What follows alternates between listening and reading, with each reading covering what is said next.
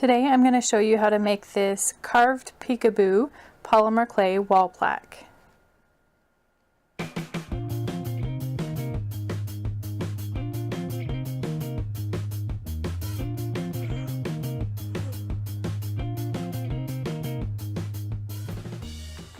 Pick your favorite colors. I just went with what I had on hand, some yellow, orange, and pink. You got to warm them up, knead them well, and then I shape them into roughly kind of the shape and size of plaque that I want. Then I'm going to stack them. And at this point you can use a rolling pin. I have one, just a cheap one specifically for polymer clays, but I also have this pasta maker. Even on the widest setting though, it makes them extremely thin. So you're going to have to stack it again. You get a lot of tiny layers. It just depends on what you're looking for. Got my little toolkit and just gonna even up the edges.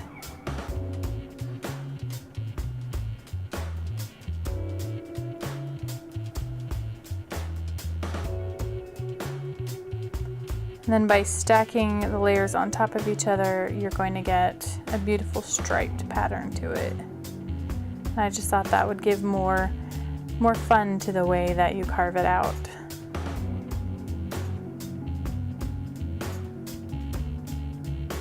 So you can see the pattern.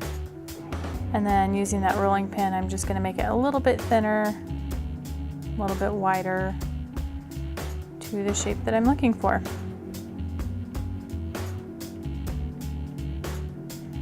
And then I'm taking black. You could probably do a white on top or just anything. You just want to make sure you have contrasting colors so it really pops out.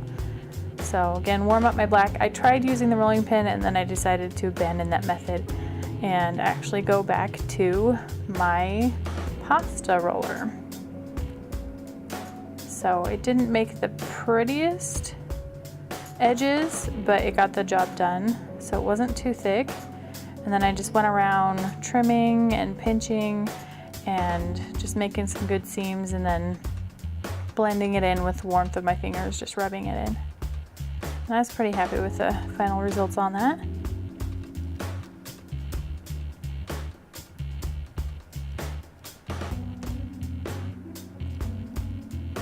So I decided to do my name for this channel. I thought it would be fun, but you could do any design you want. I'm sure you could do flowers or butterflies or Pokemon, I don't know, whatever floats your boat. I start in the middle so that way I can make sure I have room, because if I start with my first letter, then by the end of my name it'll just not be even. And I did not do a perfect job with these. I actually struggled quite a bit. This was my first time using this toolkit, and you can see these little metal ones. Those are actually acne extractors, so not the most traditional use for them, but they were actually really handy. They helped smooth things out, and it's important that you make sure to clean up the black, make sure it wasn't dragged into the colored parts. So that's a lot of what I'm doing right there. I decided to try using them for the letters, but as you can see, they actually turned out quite a bit different. It went deeper, it cracked the black more on the surface, so it took a lot more smoothing out. So, I mean, it's not bad, it's just you need to be consistent, one or the other. I use this wood tool to just kind of roll the edges, make everything just soft edges. No cracks, no bumps. Just have to be careful that you're not poking into the lower layers, because I noticed I did that a few times. It's a big game of playing touch up. So on that one, if it gets too cold, then I find that it kind of cracks easier. So just warm it up with your hands.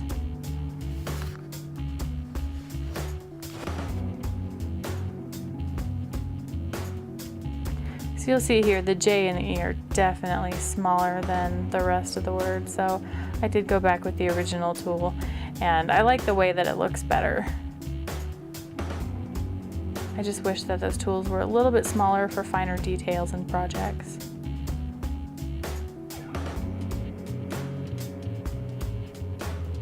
So some final smoothing out, and then we'll be ready for some extra details.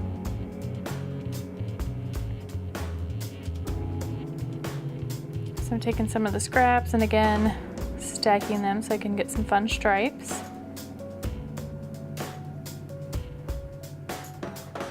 And I'll be cutting some squares and turning those into triangles.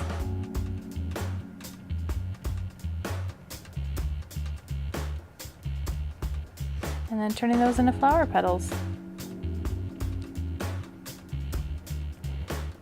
In nature, they never have even numbers. You never want a 4-petal flower or 6-petal flower. You always want odd numbers. So before putting that on, I realized I still need an apostrophe because this is English.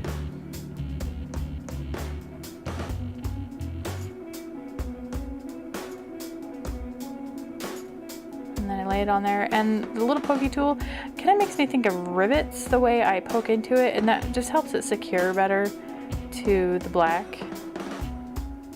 And that part will be covered up anyway.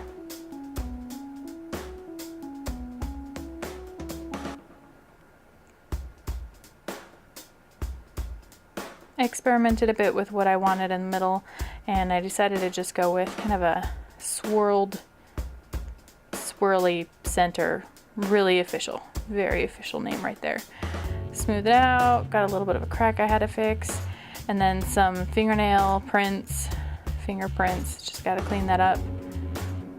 And then carefully on the back, you're going to take one of the tools and just hollow out a place for your push pin that you'll be using later. Bake it according to the instructions on the packet. I like to crumple up foil so it doesn't get burnt on the bottom, and I like the way it turned out. Not perfect, but I enjoyed it. Stay tuned for some more tutorials that I've got on this 3D creativity sign and also my swirl art. And I did also make some beads that I videoed with some of the remnants, so stay tuned for those videos as well.